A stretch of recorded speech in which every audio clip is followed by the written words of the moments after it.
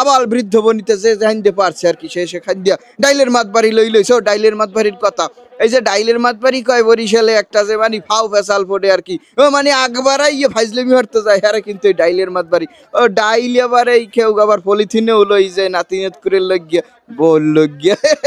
বাড়িতে কই যায় জমাত খাই যা বললো গিয়ে পলিথিনের একটু ডাইল লইয়ে তাই জমাইতে ডাইলকে জমাতে তো গোস্ত খাওয়াইয়ে মনে করেন বেশি কুলান যায় না 2-3 হেন 4 হেন বড় জোর পায় কিন্তু মেইন আকর্ষণীয় হইতেছে এই হ্যাঁ ডাইল